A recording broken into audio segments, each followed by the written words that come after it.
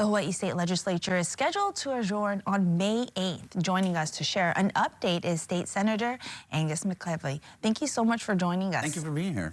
So, Senator McKelvey, can you tell us a little bit, with affordability at the top of our minds, what is the Senate doing to just make Hawaii more affordable? And that's the number one thing for all of us, because we experience it too. And nothing happens in a vacuum. As your viewers know, you don't just get one electrical bill, one gas bill, one food. It's everything combined. So I think our financial plan speaks to that. It's about putting money back into people's pockets. It's about adjusting the tax bracket so they have more take-home pay. It's about taking a hard look at vacant positions that have been vacant for nearly half a decade, and also looking at some of these special private quasi-public entities that we've set up that should be able to sustain their operations through their own income and not require general funds.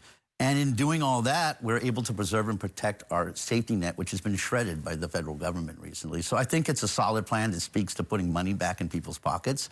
It speaks to addressing the harm that's been done by the federal actions, and it seeks also to, I think, create a stable way for people to understand there is support coming to them no matter who they are. 90% of the people who got some relief through the tax laws that we did will be able to still enjoy some relief. And those in that top upper echelon, besides being pretty much okay, they're also getting relief through the federal level. So I think this package puts money back into people's pockets. It takes a hard look at long vacant positions, and it requires these government entities to live within their own means, so to speak.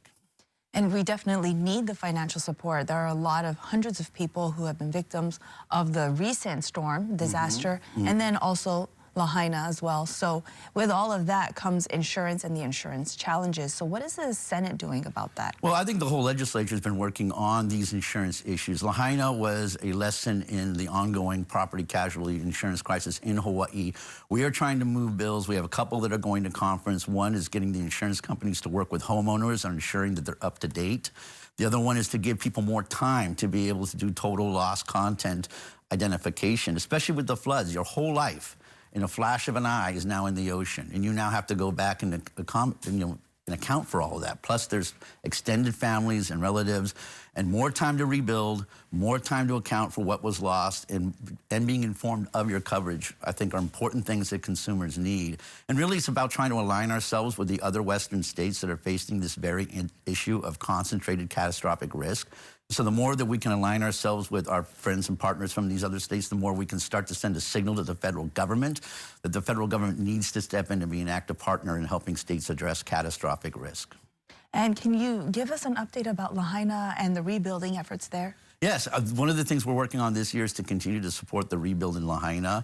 We have a bill to basically raise the ceiling on the insurance special fund that will provide for the construction and the rebuild of King Kamehameha III Elementary and other state facilities, including to repair the Lahaina Harbor and the highway system, which was decimated by the fire too, which people don't seem to realize. As you see with the flood, infrastructure gets hammered during natural disasters. And so this money will seek to get these projects going. The federal government, we're on a timeline with the federal monies we've received, so getting these projects done this year is critical. So I thank my colleagues for working hard on this, because it also provides an economic boost to the island as well with the continued construction recovery economy. And as you know, the big news is at the state capitol with Lieutenant Governor Sylvia Luke. She is now on unpaid leave. And all the shakeup that's happening at the leadership level, your response to what's going on? I think the Senate President said it best. We're trying to focus on conference committee. We've got a lot of bills like the one I've talked to you that are hanging in the lurch that we need to get done. I have a shirt that says I heart due process. There's due process of the investigation and the facts coming out. And so to respect that process, I'm just going to step back and let things proceed the way they are and focus on what is really important to me and the people of Lahaina and Maui, which is rebuilding from the terrible disaster, trying to put money back in people's pockets, and also addressing the insurance situation, which isn't going to get better before it possibly gets worse.